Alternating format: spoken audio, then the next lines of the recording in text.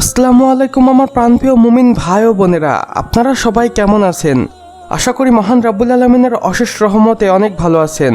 বন্ধুরা, আপনারা সর্বদাই মহান রাব্বুল আলামিনের অলৌকিক এবং কুদরতের কারিশমার ভিডিওগুলো দেখতে চান এবং সেগুলো আমি আপনাদের বিভিন্ন মাধ্যম থেকে ম্যানেজ করে দেখাই, যা দেখে আপনারা মন থেকে খুশি হন এবং সুবহানাল্লাহ বলেন। আর আজকেও তার ব্যতিক্রম নয়। আজকে আমি আপনাদের জন্য নিয়ে এসেছি এমনই 3টি ভিডিও যেটা দেখার পর আপনারা মহান রাব্বুল আলামিনের শুকরিয়া আদায় করতে বাধ্য হবেন, সেই সাথে মন থেকে সুবহানাল্লাহ বলবেন। তো চলুন বন্ধুরা, আমাদের আজকের ভিডিওটি শুরু করা যাক।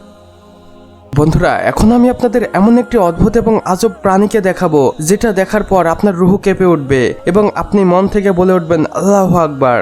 দেখুন বন্ধুরা, এই প্রাণীটিকে, যেটাকে মৃত্যের প্রাণীও বলা হয়, অর্থাৎ এই প্রাণীটি কবরস্থানে থাকে এবং কবরের মাটি খুঁড়ে কবরের ভিতরে লাশ খায় এবং এই প্রাণীটির নাম বিজু। আমি হলফ করে বলতে পারি এমন প্রাণী হয়তো আপনি এর আগে কখনোই দেখেননি, তবে এটা আমাদের প্রায় কবরস্থানেই রয়েছে।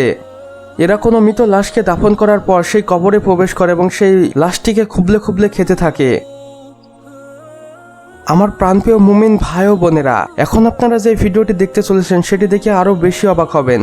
আমরা সকলেই জানি পাক পবিত্রতা ইমানের অঙ্গ, তাই মহান রাব্বুল আলামিন আমাদের সর্বদাই পাক পবিত্র থাকার চেষ্টা করতে বলেছেন। কিন্তু আপনি কি জানেন, পাক পবিত্র শুধু মানুষই নয়, বিভিন্ন পশু পাখিরাও থাকতে পছন্দ করে। যেমন এই ভিডিওটি দেখুন, এখানে একটি গামলার ভিতরে পানি রয়েছে এবং সেখানে দলে দলে পাখি এসে কিভাবে গোসল করছে এবং পাক পবিত্র হচ্ছে।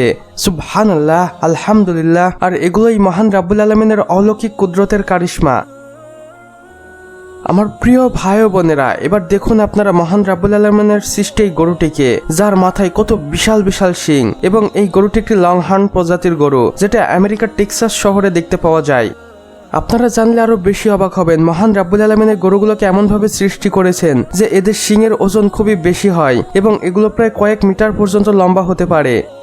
এই গরুগুলোকে বিশেষ করে আমেরিকার মানুষ দুধের জন্য পালন করে থাকে, কেননা এই গরুর দুধে অনেক প্রচুর পরিমাণ প্রোটিন পাওয়া যায়, যা আর সাধারণ গরুর দুধে পাওয়া যায় না।